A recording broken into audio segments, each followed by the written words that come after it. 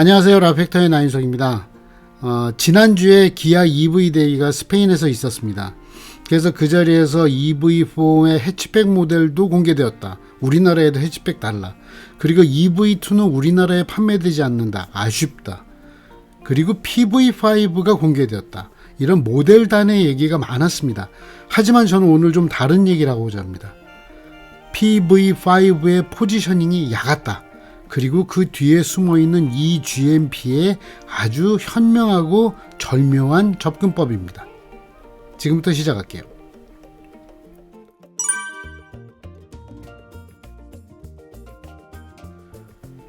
자, eGMP-S. 저는 그 이름부터 참 잘했다라는 생각이 들었습니다. 왜냐면은 eGMP라는 이름, 사실은 현대기아차가 전기차 시장에서 확 하고 앞서 나갈 수 있었던 가장 큰 밑바탕이 됐던 게 eGMP라고 하는 플랫폼이죠. 물론 eGMP라는 플랫폼이 사실은 오버 엔지니어링이었던 게 사실입니다. 이 메인스트림 브랜드가 800V 시스템을 그냥 갖다가 확 꽂아버렸어요. 그러면서 졸지에 독삼사를 오징어를 만들어 버렸습니다. 왜냐하면 그 당시에 800V 고전압 시스템을 쓰는 회사가 리막, 슈퍼카 회사니까 됐고요. 그리고 포르쉐밖에 없었잖아요. 그런데 현대가 800V를 들고 나온 거예요. 그래서 사실은 판이 완전히 어그러져 버렸습니다. 그랬던 그 eGMP라고 하는 이름, 물론 우리나라에서는 작년에 EV3가 400V인데 앞바퀴 굴림인데 eGMP라는 이름을 쓴 것 때문에 그 플랫폼 논쟁이 있기도 했었죠. 하지만 그만큼 eGMP라고 하는 브랜드가 소중했던 겁니다. 그런데 그 이름을 잘 활용을 하기로 결정을 한 거 참 잘했다는 생각입니다. 그동안 이제 차세대 플랫폼을 가지고 승용차용 플랫폼은 EM, 이게 GV90에 실린다고 지금 얘기가 되고 있죠. 그리고 PBV용 플랫폼이 ES다. 저는 그렇게 됐을 때 아쉬운 게 그 eGMP라는 이름을 계속 이어나갔으면 좋았을 텐데, 그런 이야기를 했었는데 그 이야기가 이번에 반영이 된 겁니다.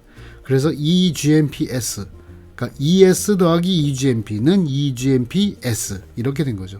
이건 되게 잘했다고 생각을 해요.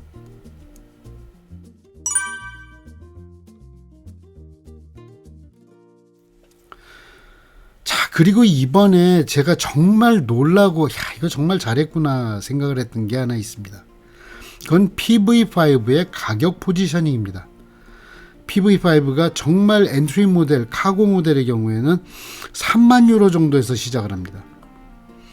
그런데 물론 완전히 지금 PV5하고 경쟁을 하는 차들은 없어요. 그런데 이제 그 전기 밴 시장에 지금 현재 존재하는 모델들이, 우리가 가장 알만한 모델은 폭스바겐의 ID 버스가 카고 모델이 있어요. PV5가 들어가는 시장이 정말 유럽에서는 필요한 작은 라스트 마일 딜리버리 밴이에요. PV5가 엔트리 모델 카고가 3만 유로부터 시작한다고 말씀드렸잖아요. 그런데 ID 버스 카고는 거의 5만 유로입니다.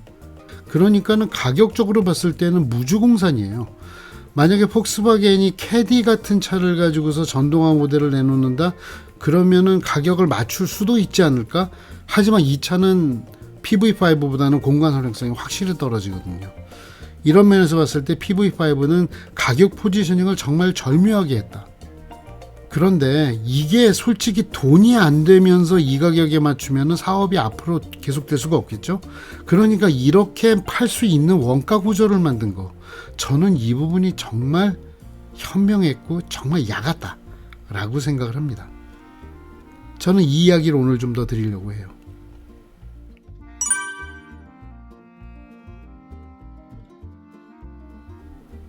자, 이 PV5가 그렇게 저렴한 가격으로 출발할 수 있는데 플랫폼은 새 거예요. eGMP-S. 그런데 우리가 보통 생각을 하면은 PBV라고 하는 새로운 컨셉의 시장을 처음 런칭하는 차, 이러면은 사실은 그 진입비용이라는 게 있거든요. 지금까지 만들어져 있는 기술적 기반이나 시장의 바탕을 밟고 올라가는 게 아니라 자기가 다 만들면서 올라가야 돼요. 그렇다고 그러면 사실은 진입비용이 늘어날 수밖에 없는데, PV5는 어떻게 그 비용을 최소화할 수 있었을까? 네, 간단합니다. 사실은 기술 개발을 완전히 새로 하는 것들을 최소화하는 거예요. 새로 개발하는 걸 최소화해서 개발비를 줄인다. 사실은 이 부분이 저는 정말 현명했구나 라고 생각을 합니다. 자, 어떻게 개발비를 줄였을까? 첫 번째, 아까 우리가 eGMP하고 eGMP-S 이렇게 이름을 이어왔다고 했잖아요. 그런데 기술적인 부분도 많이 이어옵니다. 그 부분에서 가장 대표적인 게 뭐냐면은 스케이트보드 플랫폼을 사용하는 거예요. 저는 이게 논리적이라고 생각을 하는 게, 스케이트보드 플랫폼은 아주 평평하면 돼요. 평평해요.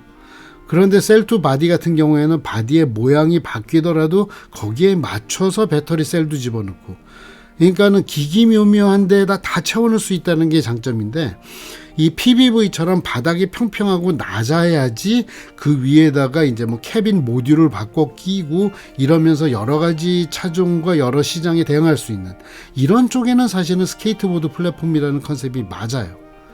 그걸 유지하는 데에는 스케이트보드 플랫폼에 그 배터리 팩을 붙이는 이 eGMP의 컨셉을 그대로 사용하는 게 전혀 문제가 없더라는 거죠.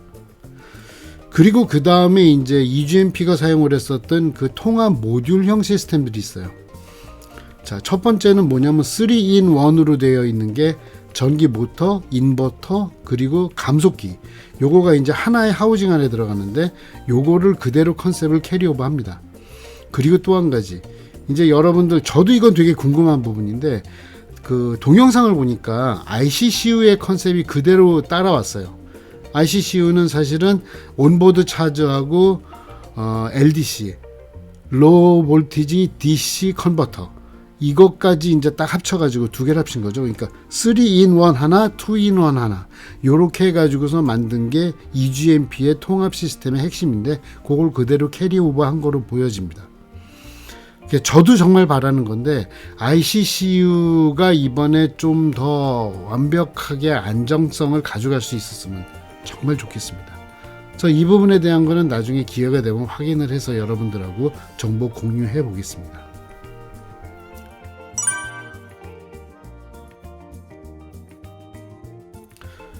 그리고 또 공유한 게 있어요.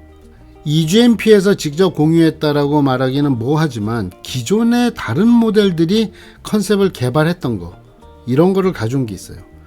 그 첫 번째가 뭐냐면은 ST1에서 가지고 온 그 안드로이드 기반의 인비이클 인포테인먼트 시스템입니다. 그러니까 이전에 다른 현대차들은 CCNC, 뭐 CCOS 이래서 자체 OS를 사용을 했거든요. 그런데 이걸 안드로이드 기반으로 바꿈으로써 사용자들이 자유롭게 앱을 깔아서 사용할 수 있도록 이 오픈 플랫폼을 제공을 하는, 이건 ST1에서 벌써 해봤던 거예요. 그러니까는 적용하는데 개발비가 줄었죠. 그리고 또 한 가지는 뭐냐면은 EV3에서 개발되었던 그 Thin HVAC, 그러니까 자꾸 낮아져서 공간을 덜 차지하는 이 공조장치, 그리고 또 한 가지는 400V가 적용이 된 이 eGMP 전기차 전용 플랫폼이에요. 그러니까 이번에 보면은 이 PV5의 플랫폼에서도 가장 특징 중에 하나가 뭐냐면은 이 앞차축하고 일체화되는 그 파워 일렉트릭, 그러니까 전동 구동계가 이제 설계가 바뀌었어요. 패키징이 바뀌어가지고 가능한 한 앞쪽으로 이동을 하고 공간을 덜 차지해서 운전석을 앞으로 이동시킵니다. 그러면 뒤쪽에 캐빈 쪽에 공간이 넓어지잖아요. 사실 PBV한테는 뒤쪽 공간이 넓어야지 이게 상품성이 있는 거니까.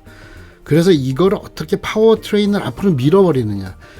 그리고 400V도 사용할 수 있는 eGMP 기반. 그래서 PV5 얘기를 하면서 eGMP-S는 PV5는 지금 400V의 압박기 걸림입니다. 하지만 앞으로 800V도 사용할 수 있습니다 라는 얘기가 나와요. 그런 걸 봤을 때 EV3를 통해서 염가형, 대중형 전동 파워트레인을 개발한 노하우가, 그리고 패키징에 대한 노하우가 이번에 eGMP-S를 통해서 PV5에 또 들어갔구나, 이런 부분을 알 수 있습니다.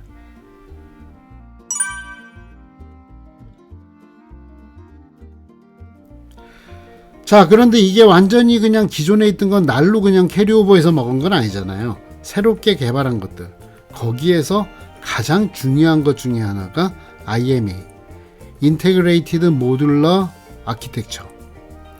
그러니까 이 부분은 이제 핵심 모듈들, 뭐 예를 들어서 모터라든지 배터리라든지 이런 부분들을 표준화하는 거예요. 그래서 이런 부분들, 그리고 이제 또 중요한 것 중에 하나가 이제 진짜 플랫폼, 뼈다구, 이런 부분들을 모듈화하게 되면은 차를 여러 가지 종류를 만드는데 부품을 새로 개발해야 되는 게 줄어들죠. 이런 부분들이 가능해지는 게 모듈형 플랫폼 때문이거든요. 그래서 이런 IMA라고 하는 개념이 이제 현대차 전기차 플랫폼에도 적용이 되는 겁니다. 그리고 또 한 가지, 이건 정말 제가 반가운 건데, 드디어 이번에 현대자동차 그룹이 처음으로 셀2 팩을 사용합니다. 그동안 EGMP 같은 경우에는, 그리고 현대차가 사용하는 모든 배터리 팩은 셀 모듈 팩이었어요. 그런데 이제는 드디어 모듈 단계를 건너뛰고 셀에서 팩으로 바로 가는, 그러니까 모듈 단계를 건너뛰기 때문에 당연히 배터리 팩 단계에서는 더 많은 셀을 넣을 수 있어서 팩 입장에서 볼 때는 에너지 밀도가 올라가는 효과가 납니다.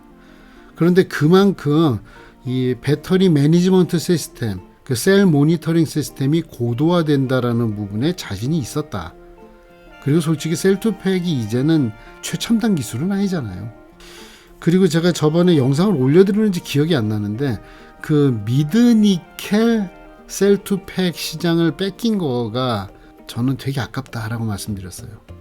로터스 같은 경우 엄청난 고성능을 내는데, 그리고 폴스타 같은 경우 고성능도 내면서 동시에 아주 높은 에너지 밀도를 제공을 하는데, 그러니까 이거의 핵심이 됐던 기술이 사실은 미드니켈 3원계 배터리 셀을 사용하면서, 그러니까 하이니켈보다는 안정적이잖아요. 그런데 셀2 팩을 사용을 해가지고서 팩 단위의 에너지 밀도를 높이는 이러한 거였거든요. 그래서 저는 이번에 EGMP-S가 그 셀2 팩을 사용을 했다라는 부분에 있어서 저는 이거는 가는 방향이 맞다. 비록 우리가 앞서가지 못했지만 그렇게 생각을 합니다.